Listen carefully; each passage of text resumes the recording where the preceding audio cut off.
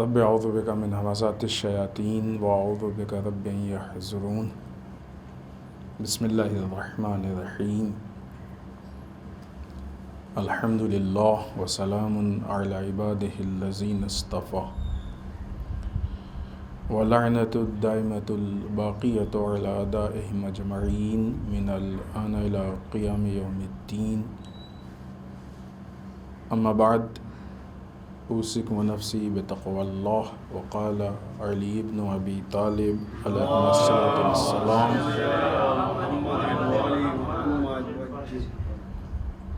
والمودۃ قرابۃ مستفادہ۔ اس پہلے خطبے میں سب سے پہلے اپنے نفس اور آپ سب کو اللہ کے تقوی کی طرف دعوت دیتے ہوئے، اس لیے کہ تقوی الہی کو اپنانا یعنی الہی نظام پہ، الہی سسٹم پہ عمل کرنا ہے۔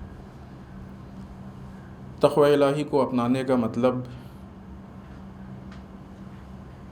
اسلام کی نگاہ میں یا اللہ کی نگاہ میں یہ ہے کہ انسان اس کو دل سے قبول کرے، صحیح معنوں میں قبول کرے۔ بعض اوقات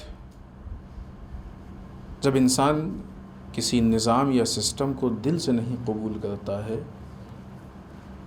تو کبھی کبھی دکھنے میں تو ایسا لگتا ہے کہ ہم اس نظام کو فالو کر رہے ہیں، لیکن حقیقت میں وہ فالو نہیں ہوتا۔ مثلاً کبھی کبھی انسان کو ایسا لگتا ہے کہ دین میں یہ 3-4 چیزیں ہیں کہ جن پہ ہم عمل کر سکتے ہیں، آپشن ہے، ہو سکتا ہے، یہ بھی ہو سکتا ہے، یہ بھی اختیار ہے۔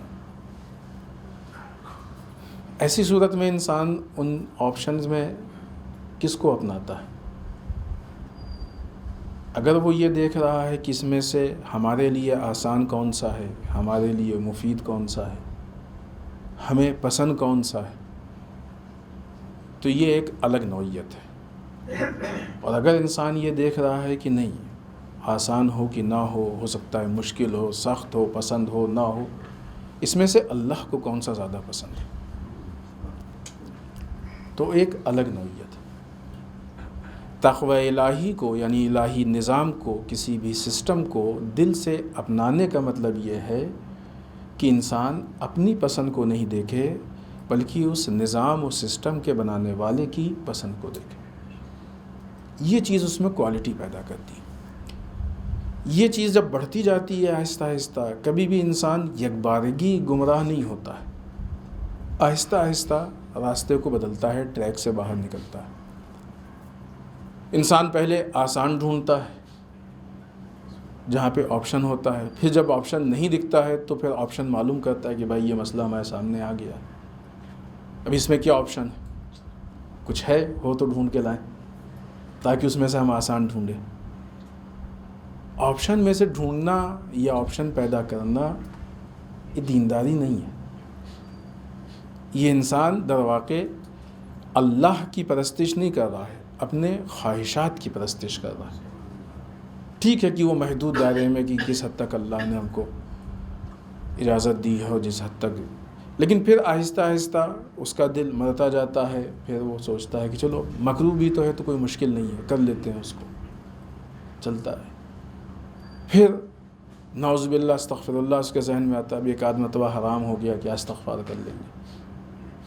آہستہ آہستہ انسان ٹریک سے باہر نکلتا ہے، دھیرے دھیرے۔ جتنا انسان گناہ کرتا جاتا ہے، جیسے ہی گناہ میں ملوث ہوتا ہے ویسے ہی اس کا دل مردہ ہونا شروع ہو جاتا ہے، اس کے دل پہ سیاہ داغ لگ جاتا ہے۔ پھر یہ سیاہ داغ اگر وہ اس کا علاج نہ کرے، اس کا علاج نہ ہو تو پھیلتا جاتا ہے۔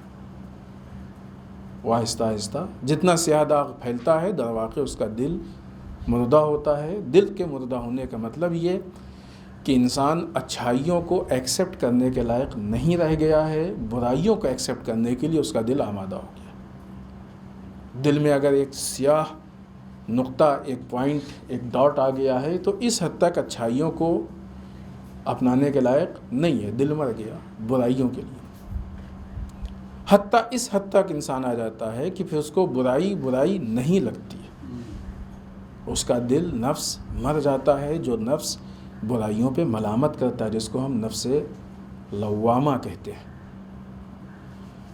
لہٰذا دیکھا ہوگا کہ کبھی کبھی کچھ لوگ جب گناہ کو شروع کرتے ہیں تو اندر سے ایک ملامت ہوتی ہے، صحیح نہیں ہے، نہیں کرنا چاہیے، اچھا نہیں ہے، ہمت نہیں پڑتی اس کو کرنے کے لیے۔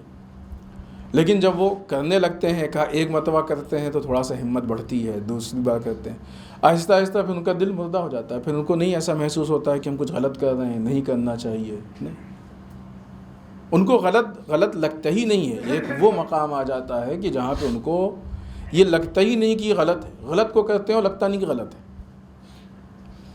اور ظاہر سی بات ہے کہ یہ غفلت ہے، یہ انسان کا در واقع مر جانا ہے۔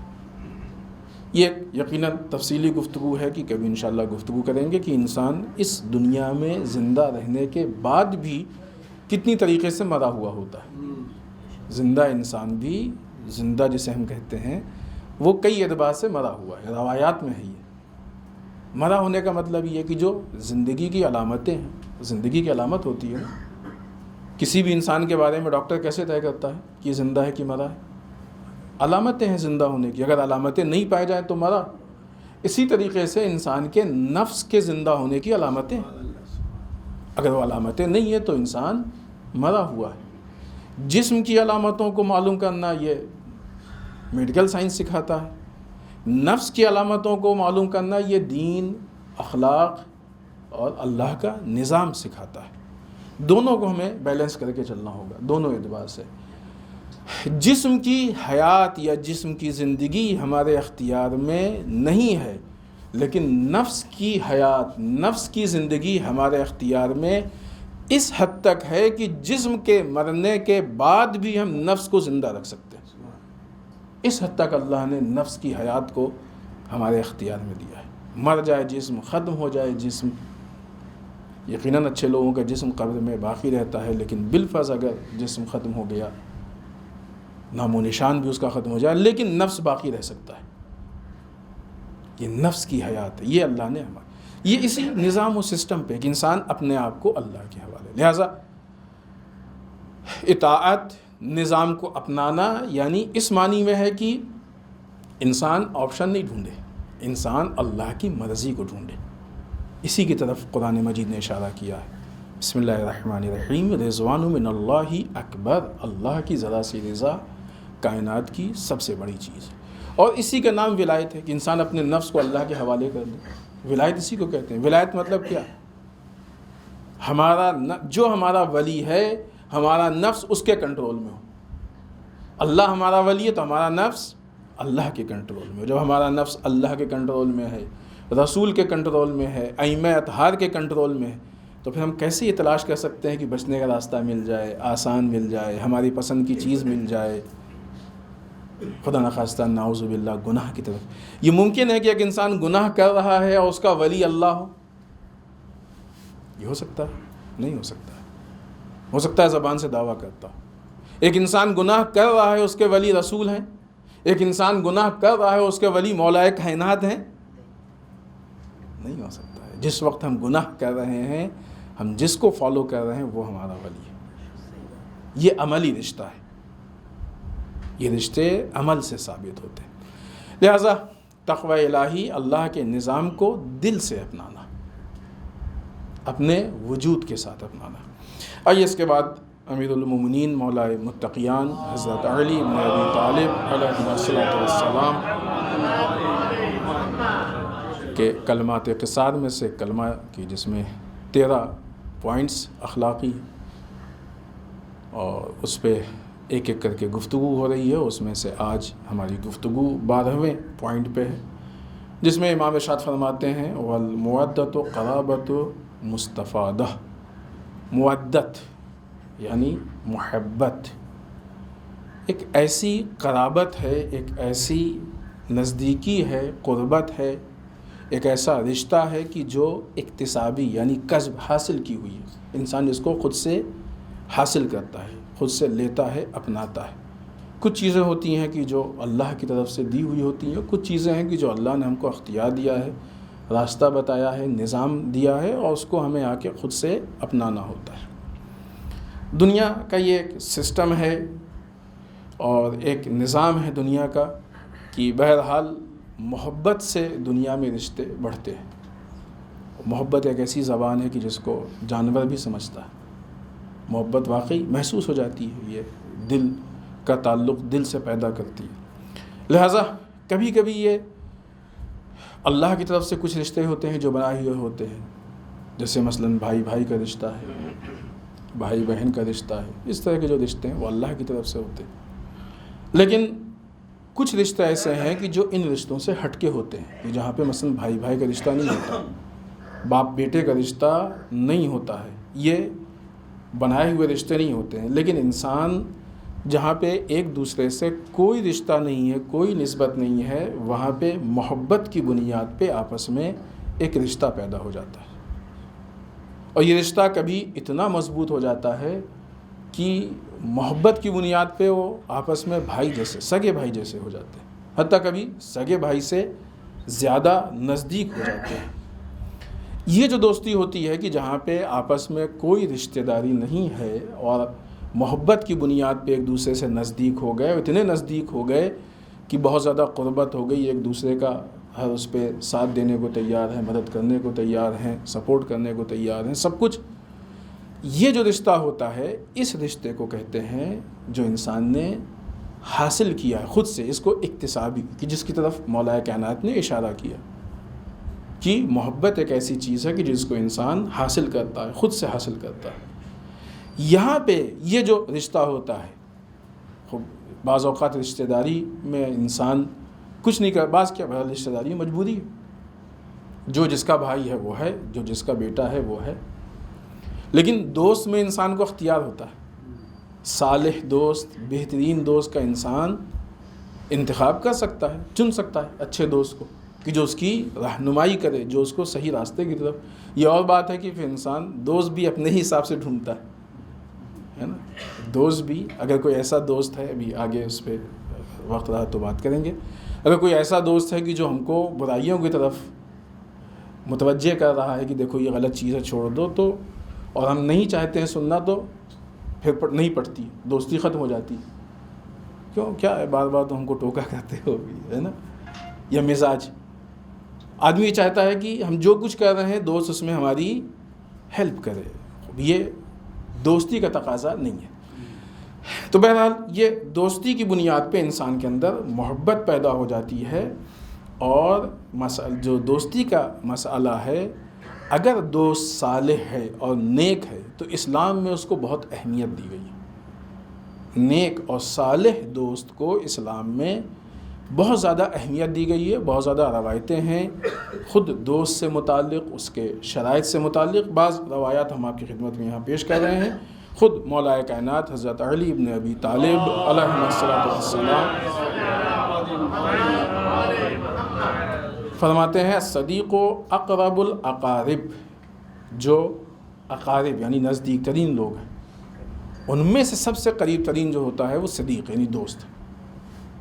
انسان کا دوست جو بھی قریب ترین لوگ ہیں ان میں سے بھی سب سے قریب جو ہوگا وہ کون ہے؟ وہ دوست ہے۔ یہ بڑی بات ہے کہ دوست کو اتنی نزدیک کہا گیا ہو۔ یا دوسرے حدیث میں خود مولا کائنات ہی ارشاد فرماتے ہیں مَن لا صدیق لہ لا ذخر لہ، جس انسان کے پاس کوئی دوست نہیں ہے، ظاہر سی بات ہے کہ صالح دوست کے لیے، نیک دوست کے لیے، جس انسان کے پاس کوئی دوست نہیں ہے، مشکلات میں اس کا دفاع کرنے والا، اس کی طرف سے کھڑا ہونے والا کوئی نہیں ہے۔ اور واقعی انسان غریب ہوتا ہے جس کا کوئی دوست صالح دوست نہ ہو، جس کا کوئی نیک دوست نہ ہو، یہ انسان بہت غریب ہوتا ہے یہ بیچارہ بعنوان دوست. اس پہ بھی بہت زیادہ گفتگو عالم اسلام میں کی گئی ہے. بہرحال ایک اور روایت ہے, ہم اس کا جلدی سے ترجمہ آپ کی خدمت میں پیش کر دیں. یہ چھٹے امام صادق آل محمد امام جعفر صادق علیہ السلام کی ہے. امام فرماتے ہیں کہ دوست کا مقام بہت زیادہ بلند و بالا ہے. انسان کی زندگی میں دوست کا مقام بہت بلند ہے. نہ یہ کہ صرف زندگی میں, دوست تو وہ ہوتا ہے کہ جو صحیح معنوں میں مرنے کے بعد بھی کام آتا ہے, ولو یہ کہ کس طریقے سے ہے وہ ایک الگ گفتگو ہے کیسے. یہاں تک کہ وہ لوگ کہ جو بیچارے اپنے گناہوں کی وجہ سے دوزخ میں جائیں گے, وہ دوزخ سے بھی آواز دے کے اپنے دوست کو مدد کے لیے پکاریں گے. دوزخ سے آواز دیں گے, اپنے دوست کو پکاریں گے, اور اس سے پہلے کہ وہ اپنے عزیز و اقارب کو پکاریں دوست کو آواز دیں گے. قرآن مجید نے بھی اس مسئلے میں کہا ہے کہ وائے ہو ہم پہ کہ آج ہمارے پاس نہ کوئی شفاعت کرنے والا ہے اور نہ ہی کوئی ہمارا نزدیکی دوست. قرآن مجید نے بھی دوست کے نہ ہونے پہ, ایکچولی دوست ہے ہی وہی کہ جو انسان کو جہنم سے نکال کے جنت کی طرف لے جائے.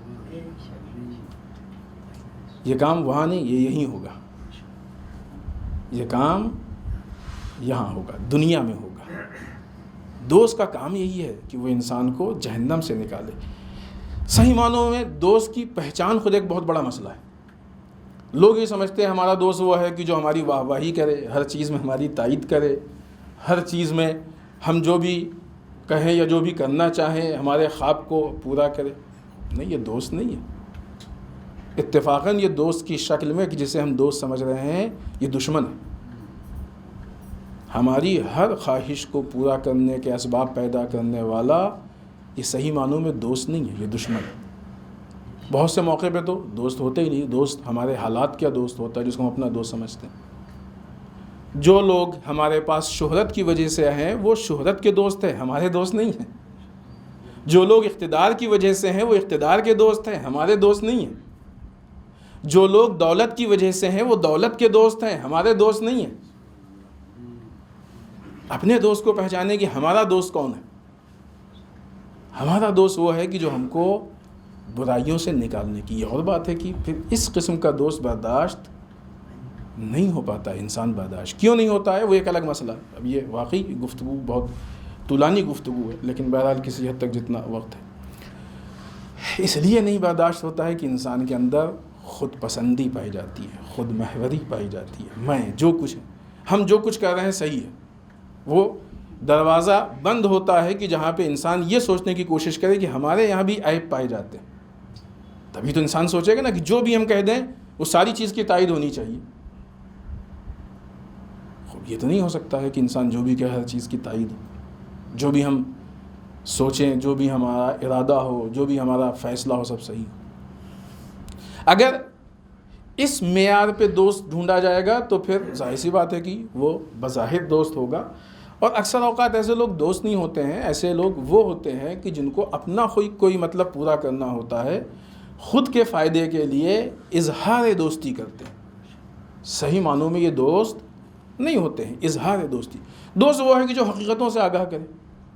اسی لیے کہا گیا کہ مومن کے لیے آئینہ ہے. مشہور ہے, تعجب ہوا کہ آئینہ لفظ کسی نے نہیں کہا.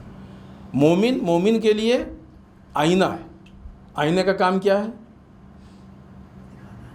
جھوٹ نہیں بولتا آئینہ.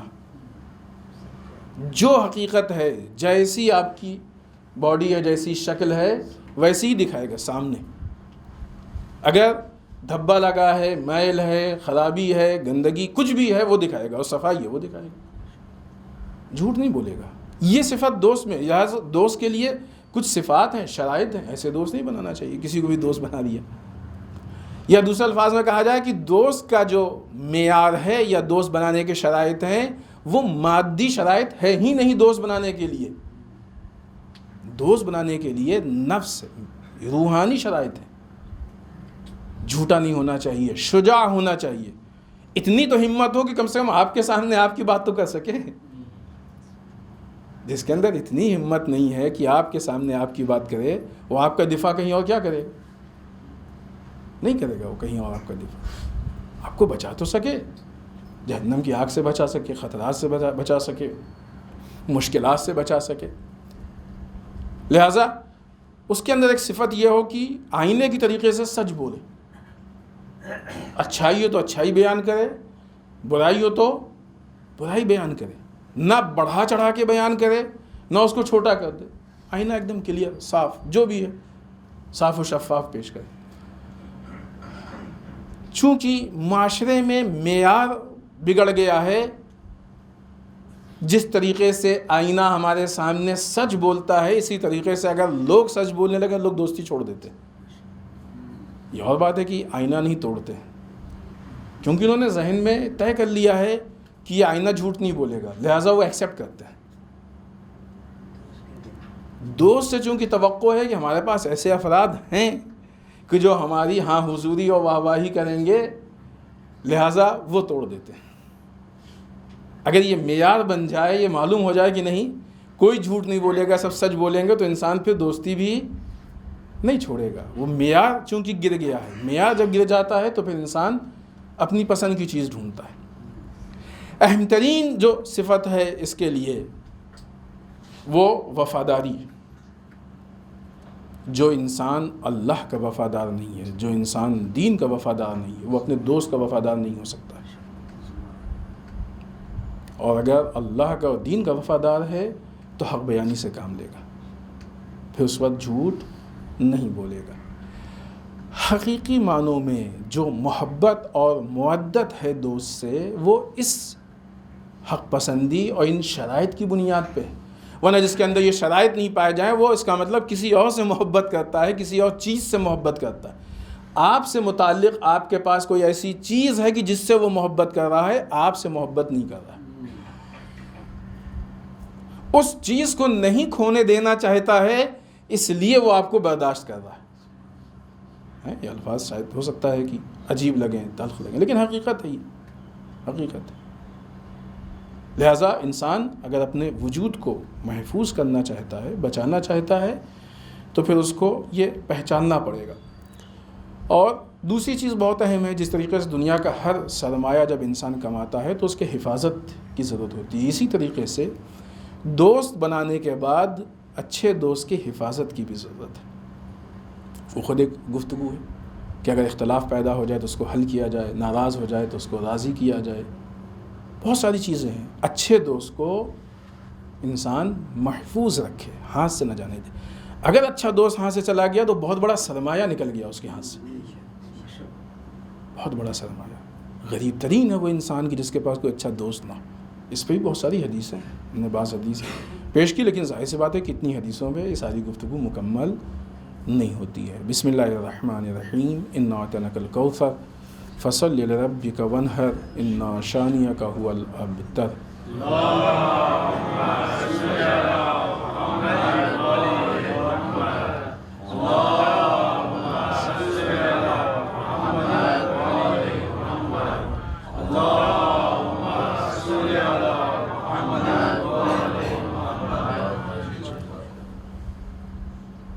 رب اعوذ بک من همزات الشیاطین واعوذ بک رب ان یحضرون. بسم اللہ الرحمن الرحیم.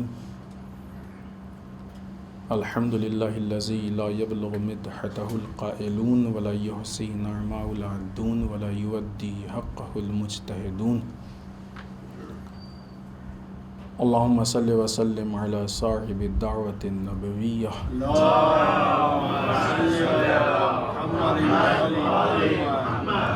وصولة الحیدریہ.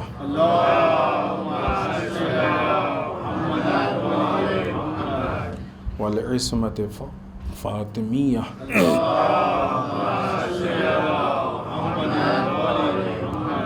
والحلم الحسنیہ.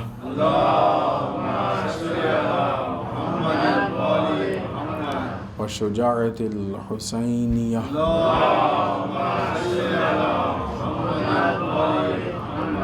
والعبادة السجادیہ.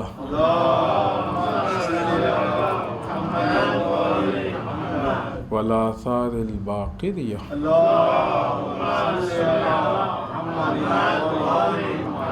والمأثر الجعفریہ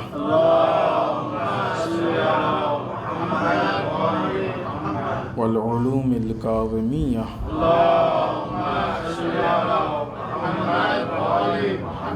والرضاء الرضویہ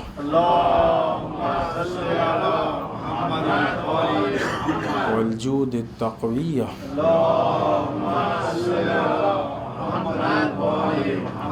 والنقاوة النقویہ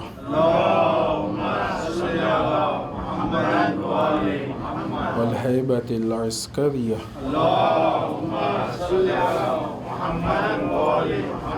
والغیبة الہیہ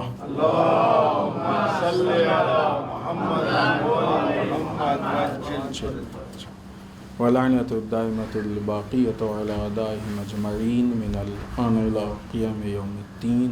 أما بعد، اس دوسرے خطبے میں ایک بار پھر اپنے نفس اور آپ سب کو اللہ کے تقوی کی تاکید کرتے ہوئے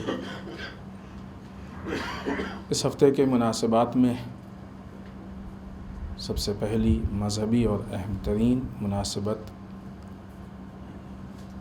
صدیقہ عالمیان حضرت فاطمہ زہرا سلام اللہ علیہا کی شہادت سے متعلق ایام ہیں کہ جو چل رہے ہیں. ایک روایت کے اعتبار سے البتہ شہادت سے متعلق ایام جو کہے جاتے ہیں اس کا مطلب یہ ہے کہ بی بی کی شہادت سے متعلق روایات میں اختلاف ہے کس تاریخ کو. بہت زیادہ روایتیں ہیں، کئی روایتیں ہیں الگ الگ تاریخ کی ہے. دو روایتیں مشہور ہیں، ایک جو 13 تاریخ گزری ہے وہ، اور ایک آنے والی 3 جمادی الثانیہ، 13 جمادی الاولیٰ 3 جمادی الثانیہ، یہ دو روایتیں. لہٰذا بہت سے لوگ ہیں جو 13 کو بھی غم مناتے ہیں اور 3 کو بھی مناتے ہیں.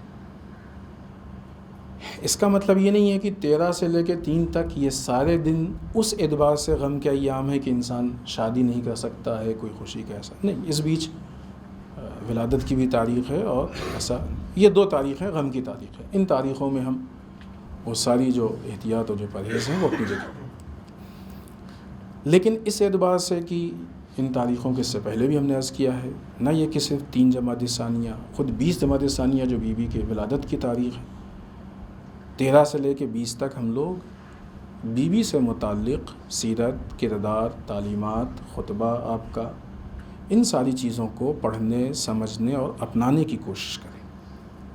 یعنی اس اعتبار سے نہیں ہے کہ ہم ان رسموں کو اپنائیں کہ جو غم سے متعلق ہیں، اس اعتبار سے ہے کہ بی بی کی سیرت کو اپنائیں. لہٰذا ایک بہت اچھا موقع ہے ہمیں اپنے کردار کو، اپنی سیرت کو تبدیل کرنے کا. لہٰذا ہم یہ دیکھیں کہ بی بی کے قیام کے پیچھے مقصد کیا ہے. ہم نے اس سے پہلے بھی بارہا گزارش کی ہے کہ خطبہ فدق کو ہم پڑھیں، اور واقعی اگر سوچیں تو یہ کیسے ممکن ہے کہ بی بی کا غم اتنا بڑا غم ہے، بی بی نے دربار میں جا کے ایک جو پیغام دیا ہے، یہ کیسے ہو سکتا ہے کہ وہ پیغام ہم آج تک نہ دیکھیں، بار بار دیکھیں، حد اقل سال میں ایک مرتبہ تو ضرور دیکھیں. ایک چیز جو بی بی نے اس پیغام میں پیش کرنے کی کوشش کی ہے خطبہ فدق میں، وہ یہ کہ انسان کے لیے دین اصل ہے، دین محوری جسے کہتے ہیں. دین محوری مطلب کیا؟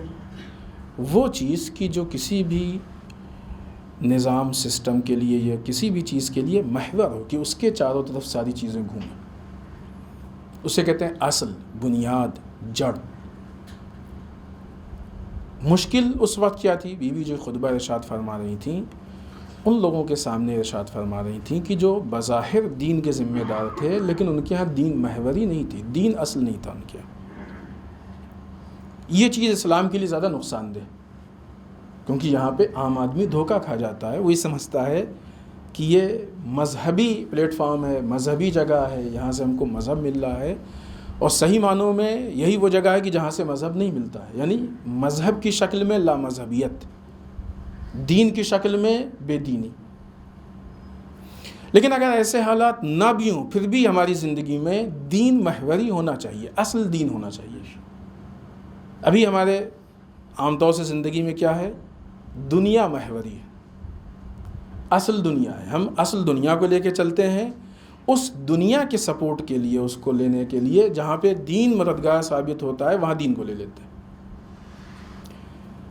دین محوری میں کیا ہے؟ دین محوری میں یہ ہے کہ اگر ضرورت پڑے گی تو انسان اپنی دنیا قربان کر دے گا. دنیا محوری میں ضرورت پڑتی ہے تو انسان دین قربان کر دیتا ہے. محور بدل گیا نا، اصل چیز بدل گئی، جو سینٹر ہے وہ بدل گیا. دنیا محوری میں کیا ہے کہ انسان دین پہ بھی عمل کرتا ہے تو دنیا کے فائدے میں. لہٰذا آپ دیکھیں کہ جہاں پہ جیسے بھی ہم نے عرض کیا آغاز میں کہ بہت ساری چیزیں ہیں، یہ عبادت، یہ دعا، یہ نماز، یہ وہ، تو انسان جب دنیا محوری فکر ہوتی ہے تو دیکھتا ہے کہ کس دعا میں رزق میں فائدہ ہے، کس دعا میں دنیاوی فائدے ہیں، ان کو چن لیتا ہے، باقی کو چھوڑ دیتا. اگرچہ اللہ کی اطاعت میں دنیا و آخرت دونوں کے فائدے ہیں، اور ٹھیک ہے، یعنی کچھ چیزیں ہیں کہ جس میں رزق کے اعتبار سے بھی فائدے ہیں اور اللہ نے رکھا اسی لیے ہے کہ ہم کو اس کی ضرورت ہے. مسئلہ کیا ہے؟ دنیا محوری کا مسئلہ ہے، اصل دنیا ہے. لہٰذا دنیا کے یعنی اب دین بھی جو اپنا رہے ہیں وہ دنیا کے اعتبار سے اپنا رہے ہیں. اصل دنیا ہے، اس کے حساب سے دین سے یہ لے لیا، یہ لے لیا، یہ، اور جن چیزوں سے بظاہر دین میں فائدہ نہیں دکھائی دیا، دنیا میں فائدہ نہیں دکھائی دیا، اس کو چھوڑ دیا. دین محوری میں کیا ہے؟ دین محوری میں یہ ہوتا ہے کہ انسان کو دنیا میں سے وہ چیز کی جو دین میں فائدہ مند ہوتی ہے اس کو اپنا لیتا ہے. اس کا الٹا ہو جاتا ہے، باقی چیزوں کو چھوڑ دیتا ہے نا. وہاں پہ بھی یہی مسئلہ تھا. دو لوگ حکومت کے مدعی تھے. ایک وہ کہ جو حکومت تک پہنچ گئے تھے، یہ دنیا محوری والے تھے. یہ حکومت تک پہنچنے کے لیے دین کو قربان کر سکتے تو کیا.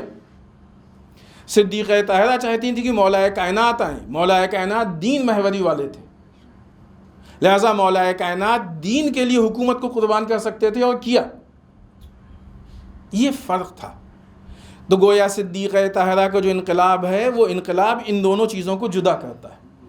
دین محوری کو لے کے انقلاب کو قائم کیا آپ نے، دنیا محوری کے مقابلے میں انقلاب کو قائم کیا.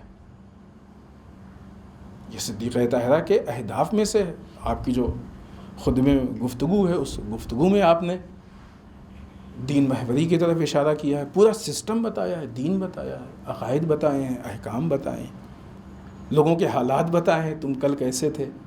دین نے تم کو صحیح معنوں میں دیکھا جائے تو یہ نظام ہوتا ہے کہ جو انسان کو انسان بناتا ہے.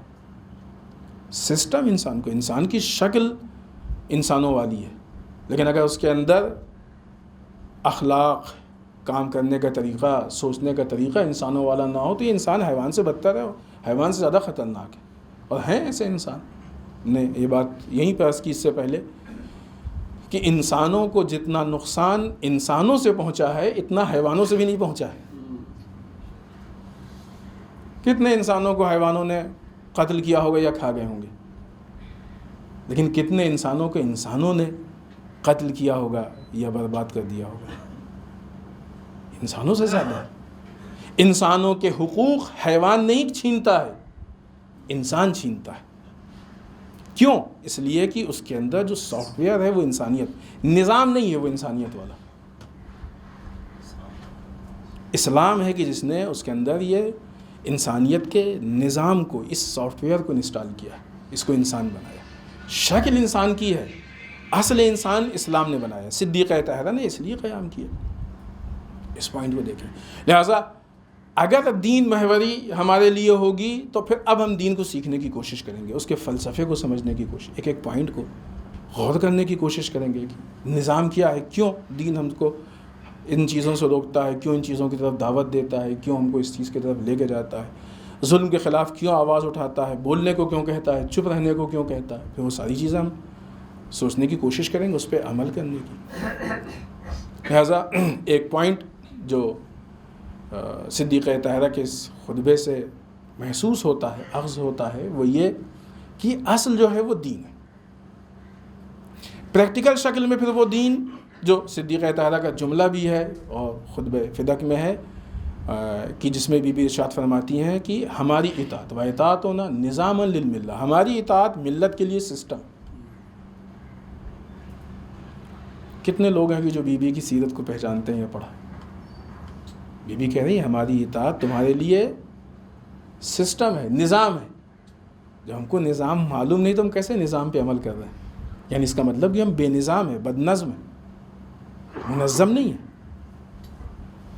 اور اگر منظم نہیں ہیں تو ہم فلاح و بہبود کی طرف نہیں جا سکتے، ہم اصلاح کی طرف نہیں جا سکتے، ہم کمال کی طرف نہیں جا سکتے ہیں، ترقی کی طرف نہیں جا سکتے ہیں. جو کچھ بھی ہے اگر اچھائی مل بھی گئی ہے تو وہ اتفاقاً مل گئی ہے، یا مثلا بعض چھوٹی موٹی چیزوں پہ عمل کرنے سے مل گئی ہے، یا ایک آدھ پوائنٹ کو سیکھ کے عمل کر لینے سے مل گئی ہے. یہ وہ حقیقی کمال نہیں ہے جو ہم کو چاہیے یا ہم لے سکتے ہیں. لیکن جس دن ہم اس نظام کو سیکھ لیں گے، سمجھ لیں گے، اپنا لیں گے، اس وقت ہم کو اپنا وہ واقعی مقام ملے گا، واقعی جگہ ملے گی کہ جہاں تک ہم کو پہنچنا چاہیے، اور جو صحیح معنوں میں ہماری جگہ، وہ اہل بیت کے نظام میں، اہل بیت کی سیرت میں، اہل بیت کے دیے ہوئے سسٹم میں. دوسری چیز کہ جو اس ہفتے میں عالمی انٹرنیشنل مناسبتوں میں ہے، وہ ایک بار پھر عالم اسلام میں توہین والا مسئلہ، اور افسوس کی بات ہے کہ وہ ایک بدبخت نے رہبر معظم کی توہین کے لیے قدم اٹھایا ہے. خود یہ جو قدم اٹھانے کا انداز ہے وہ اصل واقعہ ہم نہیں چاہتے کہ ذکر کرنا، آپ لوگ جانتے ہوں گے، اس ٹائم نیوز میں بھی موجود ہے، گرم ہے. جو یہ قدم اٹھانے کا انداز ہے وہ خود انداز بتا رہا ہے کہ شکست خوردہ ہے، ہارا ہوا ہے. بعض اوقات سامنے والے کا اٹیک بتاتا ہے کہ اس کے پاس کچھ نہیں ہے. لہٰذا اگر کبھی آئیڈیالوجی کے مقابلے میں شکل کا حملہ کیا جائے، جیسا کہ اس سے پہلے بھی ہوا ہے، پہلے رسول اللہ صلی اللہ علیہ وسلم کے لیے ہوا تھا،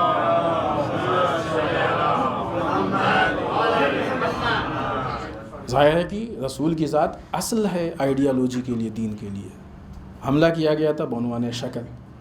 تو خوب اس بات کی دلیل ہے کہ یہ کام آئیڈیالوجی کا اگر شکل کے ذریعے ہو تو اس کا مطلب یہ کہ سامنے والے کے پاس آئیڈیالوجی کا جواب نہیں ہے، اس فیلڈ میں ہارا ہوا ہے. شکل تو کوئی بھی کسی کے توہین کر سکتا ہے، یعنی اختیار نہیں ہے، یہ تجاوز کر سکتا ہے.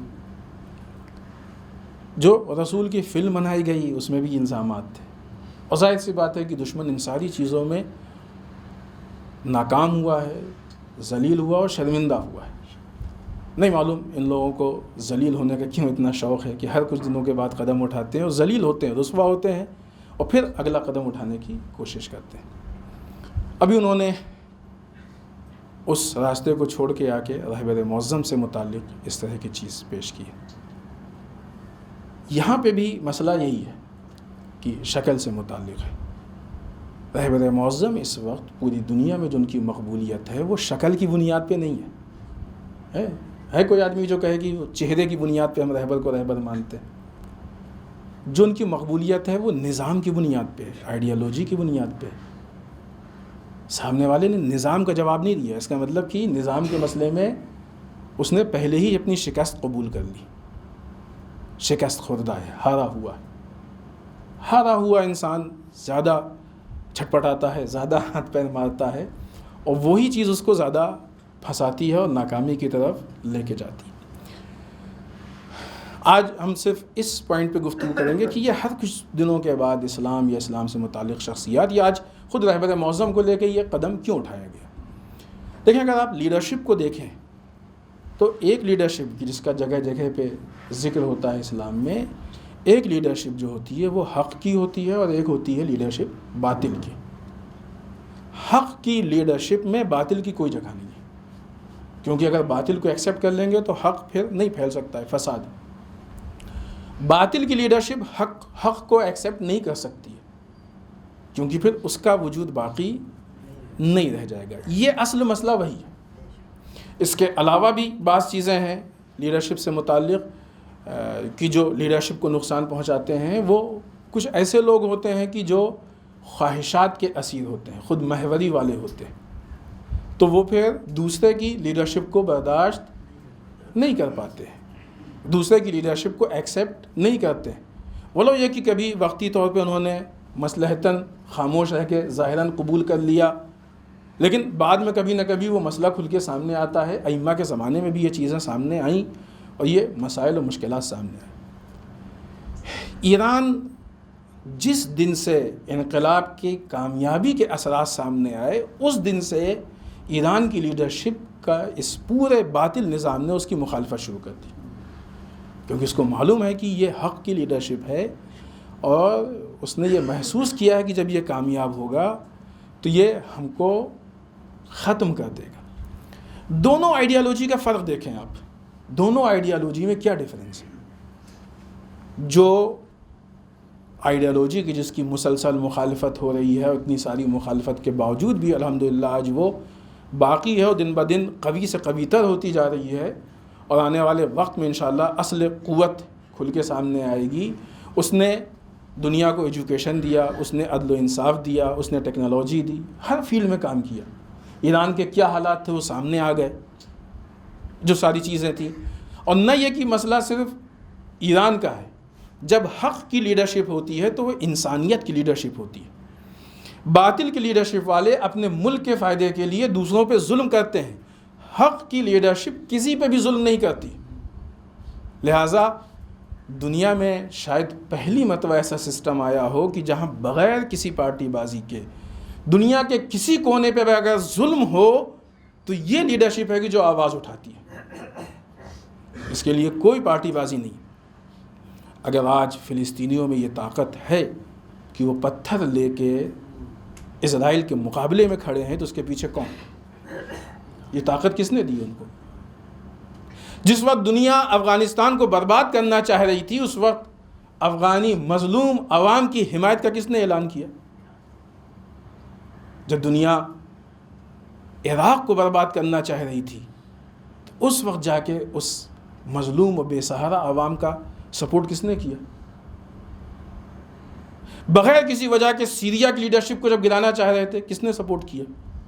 یہ ایک دو جگہ کی بات نہیں ہے، ایک دو ملک کی بات نہیں ہے۔ اتنی جگہوں پہ جا کے سپورٹ کرنا اور بچا لینا، یہ خود طاقت کی دلیل ہے، یہ خود جیت کی دلیل ہے۔ اس کے مقابلے میں آپ آئیے، باطل لیڈرشپ جو ہوتی ہے، جہاں ظلم ہوتا ہے، جہاں اپنے اہداف کو پانے کے لیے سب کچھ برباد کیا جاتا ہے۔ افغانستان کو کس نے برباد کیا؟ عراق کو کس نے تاراج کیا؟ سیریا میں اتنے سارے مسائل و مشکلات کس نے پیدا کیے؟ دنیا کے بہت سارے ملک کو برباد، حتیٰ ہیروشیما پہ ایٹم بم کس نے پھینکا؟ ایک طرف دونوں لیڈرشپ کو اگر آپ توجہ سے دیکھیں اور انالائز کریں تو ایک طرف وہ لیڈرشپ ہے کہ جہاں پہ داستان عدل ہے،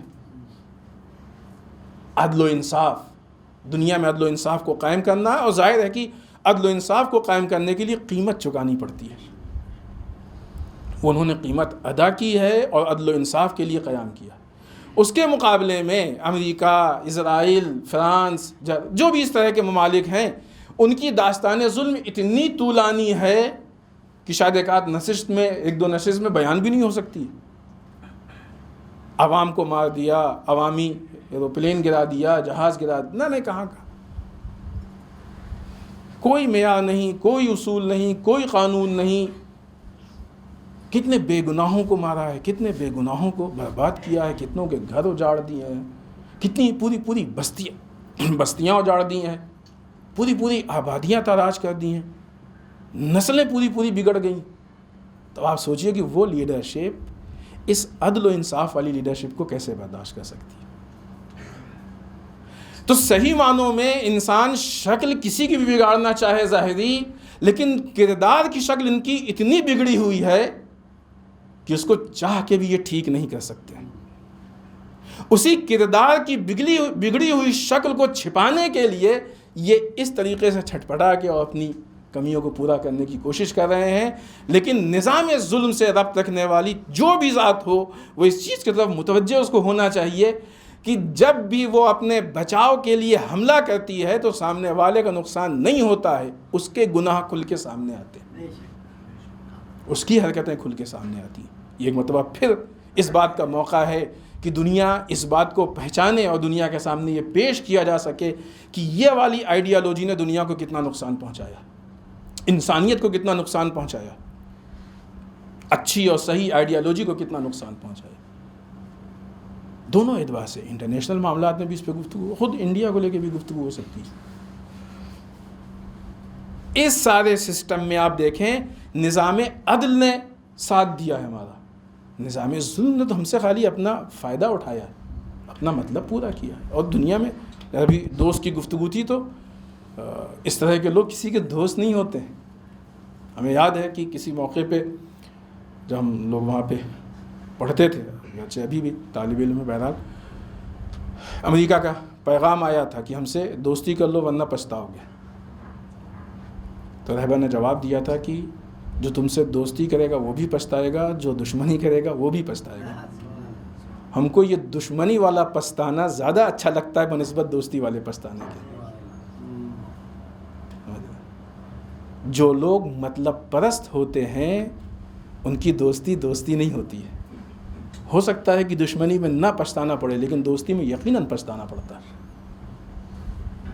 یہ وہ آئیڈیالوجی، لہٰذا یہ وہ موقع ہے کہ ہم لوگ اصل آئیڈیالوجی اور اصل نظام کو پیش کریں تاکہ دنیا یہ سمجھ سکے کہ اس دشمنی کے پیچھے اہداف کیا ہیں، مقاصد کیا ہیں اور اس کے پیچھے راز کیا ہے۔ آخر میں بارگاہ پروردگار میں دعا کرتے ہیں پالنے والے ہم سب کو اعمال صالحہ کی توفیق عنایت، بار لا اعمال قبیحہ سے محفوظ رکھیں، پالنے والے ہمارے گناہوں کو بخش دیں، بار لا ہمارے مرحومین کو بخش دیں، پالنے والے اسلام و مسلمین کے حفاظت فرمائیں، بار لا دشمنان اسلام کو نیست و نابود کر دیں، پالنے والے ہمارے علماء کا سایہ ہمارے سروں پہ باقی رکھیں، بار لا رہبر و مراجع کو طول عمر عنایت فرمائیں، بار لا ہمارے امام کے ظہور میں تعجیل فرمائیں، ہمیں ان کے اعوان و انصار میں شریک ہونے کی توفیق عنایت فرمائیں۔ ربنا تقبل منا انک انت السمیع العلیم۔ بسم اللہ الرحمن الرحیم۔ قل هو اللہ احد اللہ الصمد لم یلد ولم یولد ولم یکن له